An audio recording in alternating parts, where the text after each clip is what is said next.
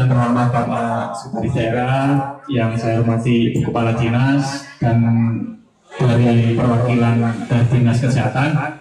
Kita ini ada sedikit ngobrol-ngobrol santai istilahnya. Jadi di samping kita melakukan vaksinasi rabies, kita juga bakal melakukan talk show. Talk show ini berupa ngobrol santai, kita diskusi ringan, kita bicara masalah zoonosis dan rabies yang ada di sekitar kita. Gunanya apa? Untuk kewaspadaan kita agar masing-masing dari kita tidak sampai ada penyakit dari hewan yang bisa menular ke kita semua, ke manusia. Oke, untuk pagi ini pembicara kita ada dua. Yang pertama yaitu Dr. Hewan Fahmi. Ini perwakilan dari Perhimpunan Dokter Hewan Indonesia Cabang Jogja. Nah, selanjutnya pembicara yang kedua yaitu Bapak Husein Susilo BU, Kasih P2 PTM dan Keswa Dinas Kesehatan Lamongan. Untuk pembicara mungkin bisa tempat yang kita sediakan. Kegedean ini. Monggo dengan Bapak Husein. Bapak Husein sebelah itu. Oke, perkenalkan, saya tadi belum kenalan. Pembicaranya sudah saya kenalkan, saya tapi belum. Kalau saya namanya Dr. Doni dari Puskesmas Manado. Oke, monggo teman-teman bisa kumpul di sini dulu ya. Yang ada di belakang teman-teman MBKM bisa mampir duduk di sini semuanya. Silakan maju teman-teman dari MBKM UNER. Bisa maju ke depan. Teman-teman dinas juga yang mungkin agak kesandung tidak lagi bertugas bisa kumpul semuanya ke depan. Oh, duduk dulu Pak. Mana ini? Oh, nggak duduk dulu. Mau tunjuk Pak. Oke, sudah kumpul semua ya. Alhamdulillah, ini audiens kita sudah lumayan, sekitar 2.000 atau 3.000 kalau nggak kurang ini. Oke, ini lah. Jadi rabies B ini kan kita peringati setiap tahun. Selama tanggal 28 September selalu kita peringati Hari Rabies Sedunia. Nggak cuma di Lamongan yang memperingati hal seperti ini. Di wilayah lain, Bondowoso, Tuban, Bojonegoro, semuanya serentak melakukan vaksinasi rabies. Terus kenapa sih dinas kita kok juga melakukan hal seperti ini lah? Ini kan juga sebagai tanggung jawab kita selaku dinas peternakan, ya apa ya istilahnya, mencegah penyakit dari hewan menular ke manusia. Jangan sampai kita ini suka melihara hewan, sudah sayang banget ke hewannya, cuma nggak sayang ke diri kita sendiri lah. Kan jangan sampai seperti itu. Kita sudah merawat hewan dengan baik, cuma akhirnya kita tidak care dengan kesehatan kita sendiri. Saking sayangnya dengan kucing, saking sayangnya dengan anjing, kita berdekatan terus dengan mereka. Kita tidak menyadari bahwa ada penyakit dari kucing atau anjing ini yang bisa menular ke diri kita. Jadi itulah yang akan kita bahas pada pagi ini. Oke, yang pertama saya mau tanya Dr. Fahmi ini, Dok. Jadi sebenarnya zoonosis itu apa sih, Dok? Terus bahayanya itu untuk apa zoonosis? Iya, jadi zoonosis sendiri itu kalau dari definisi yaitu penyakit yang bisa menular dari hewan ke manusia atau sebaliknya. Yang mana patogennya ini bermacam-macam. Patogen itu agen penyebab penyakitnya. Bisa dari virus, bisa dari bakteri, bisa dari jamur ataupun parasit.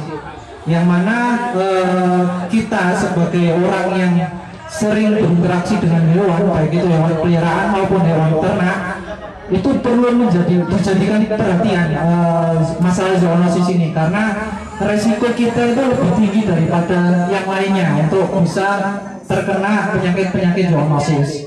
Dan bahayanya dari zoonosis sendiri yaitu apabila kita nggak segera menanggulangi masalah penyakit-penyakit menular seperti ini, maka lama-kelamaan bisa menjadi wabah. Nah, kalau misalnya udah jadi wabah, nggak juga bisa segera tertanggulangi, ya bisa menjadi pandemi. Ya, kalau misalnya kita lihat realitanya, kita di tahun 2020 juga ada namanya pandemi COVID-19 itu kan juga curigai sebagai penyakit zoonosis yang ditularkan dari hewan ke manusia. Karena waktu itu memang COVID ini merupakan penyakit baru, jadi kita masih mencerna ini penyakit apa, penanggulangannya seperti apa, sehingga terjadi pandemi. Oke, siap dok. Itu tentang zoonosis dok ya. Jadi kalau di kita sendiri dari sekarang di lingkungan kita paling dekat dengan kita tuh yang bisa pengancam diri kita apa? Contohnya zoonosis yang seperti apa? Oke, ya kalau dari hewan peliharaan, utamanya yang pelihara kucing, saya sering banget ketemu sama klien atau owner dari hewan ini yang menderita ringworm. Ringworm itu disebabkan oleh jamur, yang mana penularannya bisa dari kucing. Kucing yang jamuran itu akan mudah menular ke pemilik. Penularannya ya dari kontaminasi atau kontak langsung dengan hewannya. Nah, itu kan kasihan kan, sampai anak-anaknya juga kena di perutnya, di tangannya, itu kan gatal banget. Itu yang paling sering banyak ditemukan. Kalau misalnya untuk hewan ternak, ya kalau yang sudah pernah terjadi selama ini, mungkin di Unggas ada flu burung, terus di Jawa Tengah juga pernah terjadi antraks. Itu kan juga penyakit-penyakit zoonosis yang perlu kita perhatikan seperti itu. Oke dok, itu untuk contoh-contohnya. Kalau rabies sendiri itu seperti apa? Jadi terus ke kitanya itu apa, ke hewan kucing atau anjingnya atau hewan pembawa itu seperti apa tanda-tandanya atau kalau rabies? Oke, jadi kalau rabies sendiri agen infeksinya atau agen penyakitnya yaitu disebabkan karena virus, namanya Lissa virus. Nah, virus ini menyerang sistem saraf pusat atau otak, baik itu di manusia ataupun di hewan, mamalia utamanya. Nah, karena yang diserang otak, maka gejala-gejala yang muncul itu ya ketidakmampuan diri untuk mengontrol kondisi seperti agresif, terus takut mata, takut cahaya, takut sinar, susah menelan, seperti itu. Kalau hewan penularnya yang banyak ditemukan yaitu kucing, anjing, itu yang paling tinggi tingkat penularannya. Kucing, kera, musang, terus kelelawar, dan hewan satwa liar lainnya.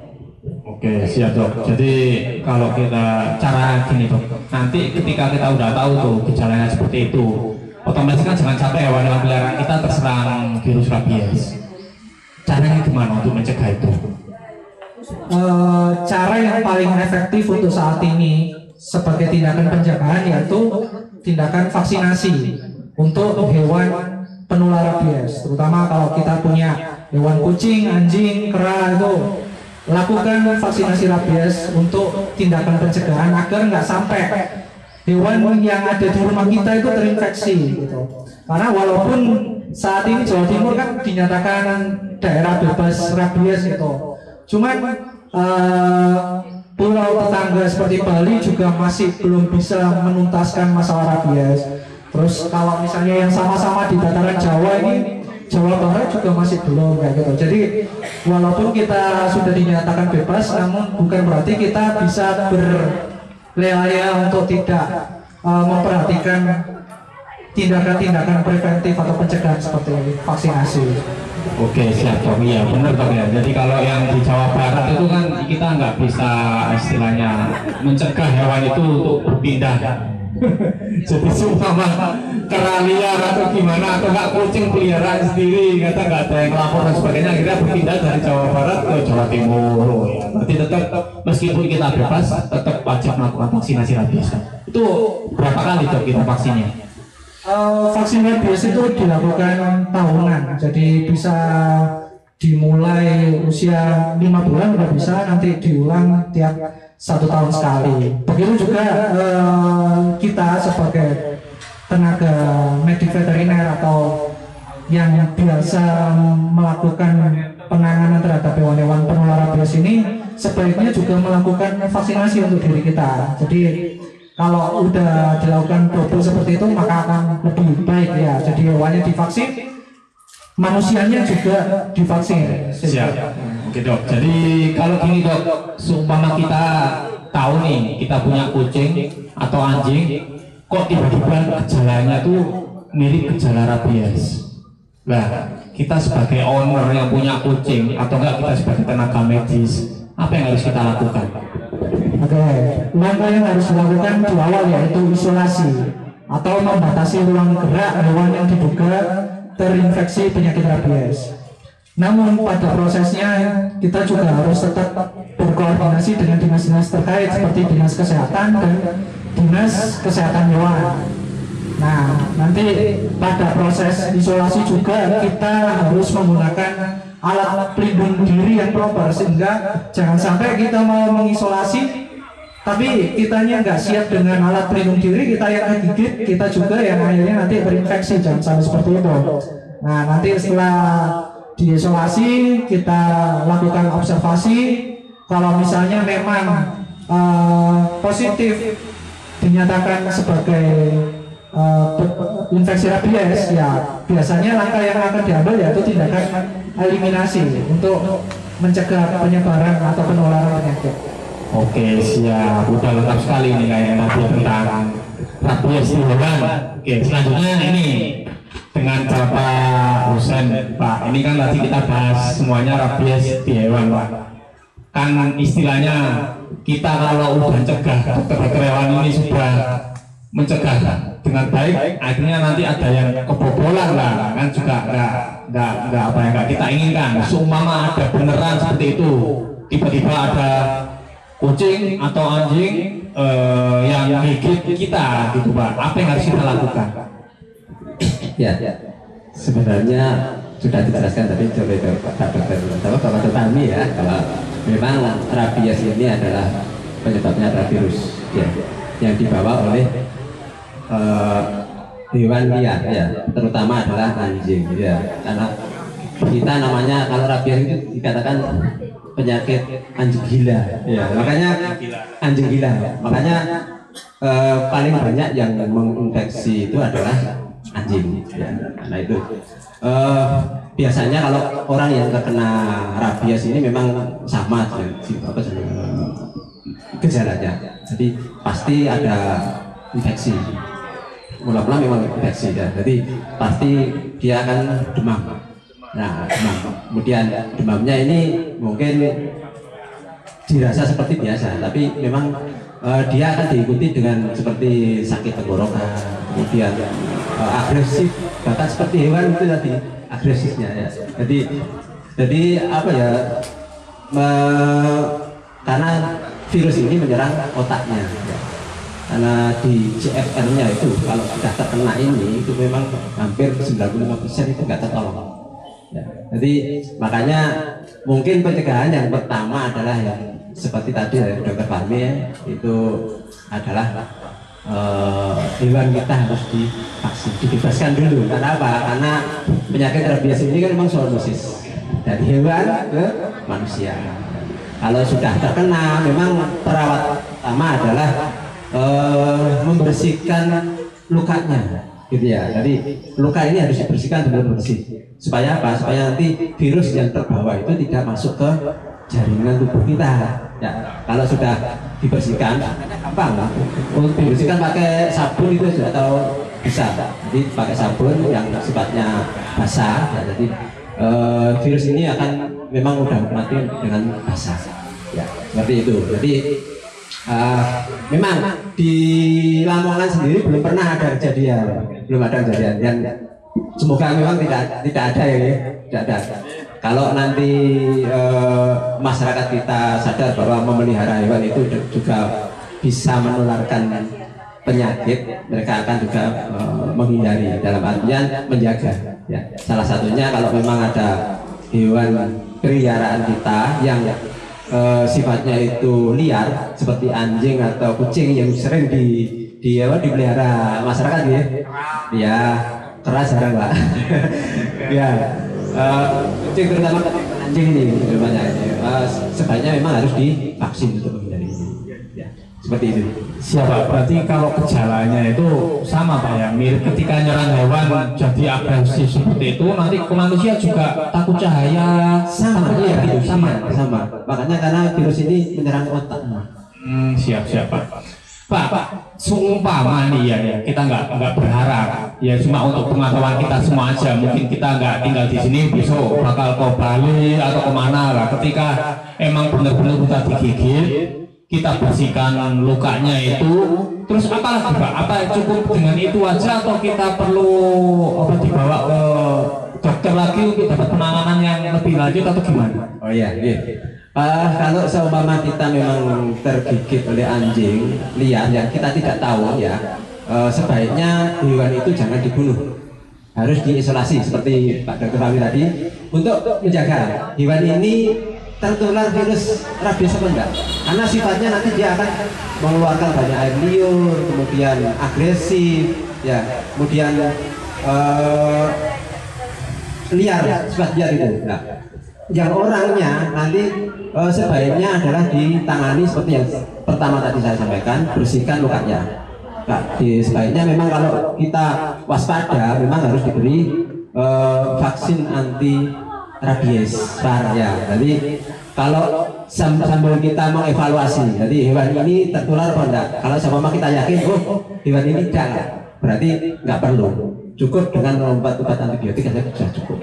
Jadi seperti itu. Jadi kalau memang hewan ini ternyata kita curiga, nah sebaiknya memang kalau dikasih VAR, memang minimal 4 kali. Kalau nanti kita evaluasi, rabies ini masa inkubasinya itu lama, 2 minggu sampai 14 minggu. Artinya 4 minggu sampai 12 minggu. Artinya 1 bulan sampai 3 bulan.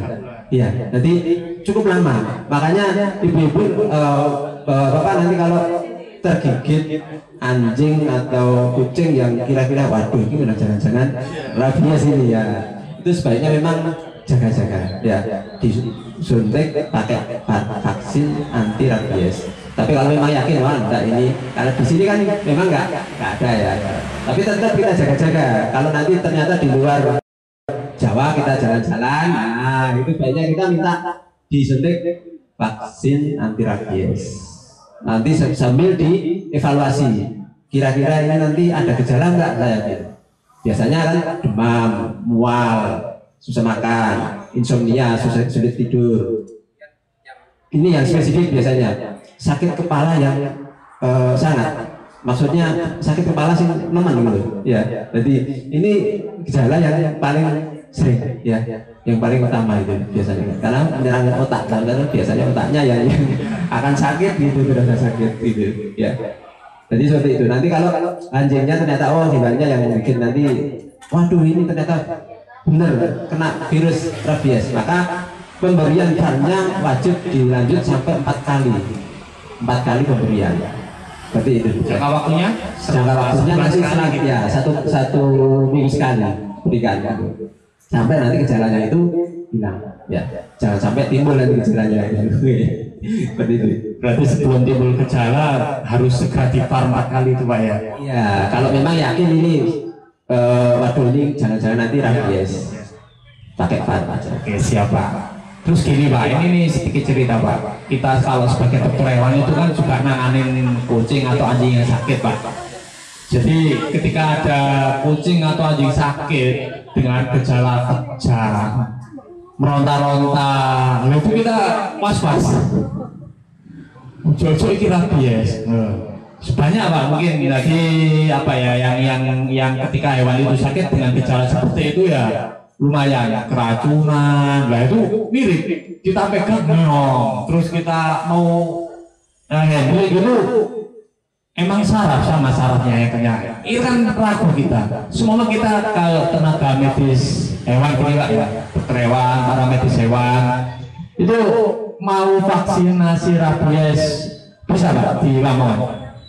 Kira-kira vaksinasinya sementara ini mungkin masih belum ada ya, nanti masih ya memang vaksinnya belum ada. Tapi kalau VAR-nya memang tergantung kasus. Nah, biasanya nanti kalau memang ada kasus akan kita ajukan ke provinsi, karena selama ini masih ada di provinsi vaksinnya. Ya vaksin anti rabiesnya ada di provinsi. Jadi hanya kejadian saja, kejadian baru nanti kita ini curiga kena rabies nanti kita ajukan ke provinsi untuk kita ambil ke sana, kita kasihkan ke pasiennya. Itu untuk yang di Lamongan seperti itu. Oke, siap. Berarti kan istilahnya masih ada sistemnya lah, Pak. Masih ada sistem ketika emang kita curiga terus kita benar-benar kegigit. Iya. Kita nggak bisa memastikan itu kucingnya keracunan atau kena rabies. Kadang juga nggak berani. Kadang kalau udah lihat kucing kejang-kejang, berontak-berontak sampai di kandang itu lompat-lompat kadang. Iki rabies apa keracunan lah. Ini kadang mau megang bisa mikir-mikir. Ya, makanya nanti mungkin dari hewan nanti ada istilahnya kalau bunyi kena rabies kalau tidak kan ada di tes ya, mungkin ada rapid test seperti itu. 14 hari diamati. Nah, seperti itu. Jadi mungkin seperti Pak Dr. Hera Indra ini ya, jadi beliaunya memang istilahnya beliau sering tes, sering merapid tes. Terutama saya dulu sering di puskesmas itu, beliaunya itu waktu ada flu burung gitu, jadi sering itu pakai rapid test itu. Nah, nanti hampir sama dengan seperti itu. Tadi kalau hewan ini memang dicurigai maka kita tes, ambil sampelnya untuk kita tes, benar apa enggak? Gitu. Sambil nanti yang digigit atau yang itu kita memberikan pengobatan. Oke, siap Pak. Ini kan perlu ditambah zoonosis juga Pak. Jadi kira-kira di Lamongan Pak, yang terlaporkan zoonosis apa Pak? Yang ke manusia. Jadi teman-teman ini supaya lebih waspada. Oh ternyata ada nih kasus zoonosis ini di Lamongan. Oh ya, kalau zoonosis yang sering itu memang dari hewan tikus. Boleh tuh. Ya, Pernah ada berarti Pak di Lamongan ya? Alhamdulillah kasusnya memang belum terdeteksi ya, tapi pernah di Babat ya saya ya, di Babat itu ada, di Gagas juga, jadi tikusnya ada. Tikusnya ada dia sebenarnya ya. Kok tapi ke manusianya insya Allah belum ada. Semoga tidak ada. Amin. Berarti ya teman-teman. Makanya tikus ini yang kita lebih amati kalau hewan yang zoonosis. Siap-siap. Jadi ada nanti tambahan tikus, ada penyakit leptospira. Jadi kita juga harus waspada. Mungkin ke peternak-peternak, kandang-kandangnya itu ya juga jadi kandang tikus. Ya bukan hanya kandang sapi, Bukan dengan piaraannya, ya, tapi justru malah yang di luar itu yang di rumah juga bisa jadi kandang tikus. Iya, jadi kita harus waspada Pak ya. Jadi penyakit zoonosis ini kan memang di sekitar kita banyak. Jadi memang kita harus waspada lah. Hidup bersih, hidup sehat, vaksin kalau ada vaksin gitu Pak. Terus kalau ini Pak, kita tanya lagi tukso. Kira-kira pernah nggak terlaporkan Pak?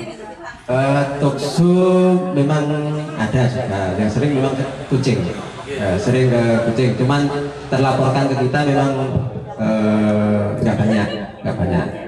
Karena apa? Biasanya mereka yang sering kena tuksu itu langsung ke rumah sakit. Biasanya yang terdeteksi itu setelah mereka ingin punya anak, ingin punya itu lah, baru terdeteksi. Oh ternyata tuksu, ya baru kelihatan. Orang-orang yang biasanya nggak ada misalnya nggak meriksa ya itu ke lemah situ lemah situ. Tapi tukso ini memang ada. Ada. Siap. Jadi teman-teman yang memelihara hewan kucing anjing tukso nyata nih ada. Jadi harus itu karena nggak tahu mungkin karena kita nggak tes. Coba kalau kita dites, mungkin ada antibodinya tukso itu.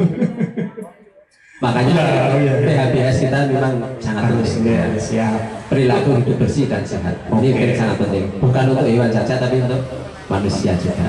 Oke, bentar. Tambah satu lagi Pak kami. Kita bahas tukso dikit. Gimana Dok? Untuk di anjing kucing, seperti apa pencegahannya? Bisa nggak kita cegah atau deteksinya kita bisa nggak kita deteksinya? Oke, jadi tukso ini kan disebabkan oleh Toxoplasma gondii bakteri. Jadi parasit ya, parasit. Nah, ini itu bisa ditularkan dari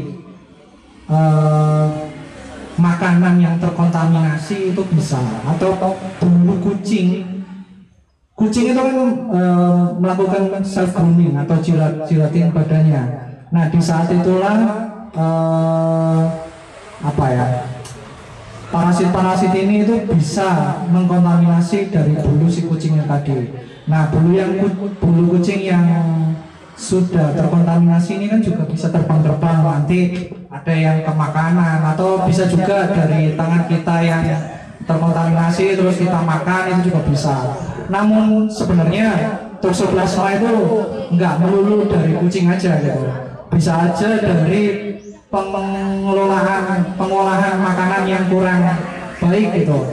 Misalnya yang suka makan sushi itu, kalau misalnya kurang bersih, itu juga bisa menjadi sumber penularan toksoplasma gitu.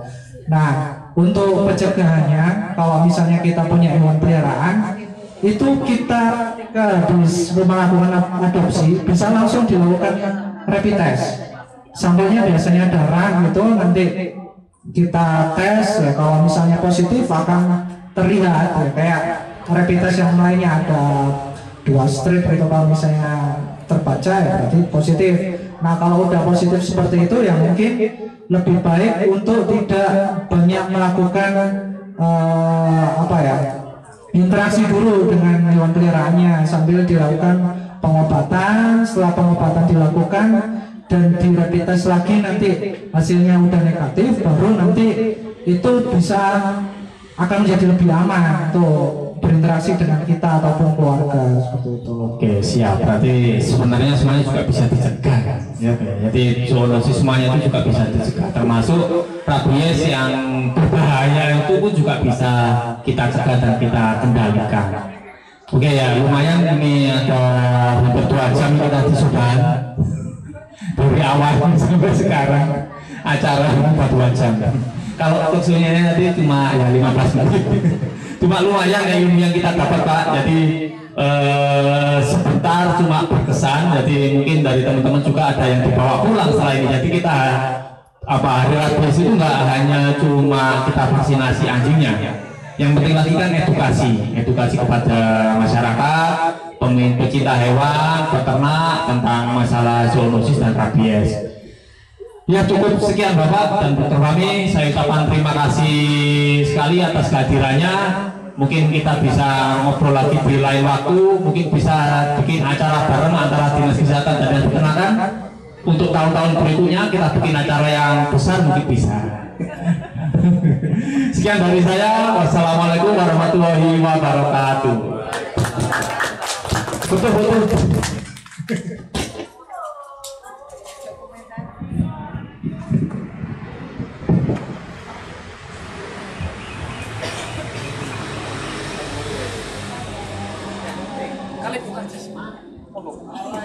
Maju ya kamu, maju saja.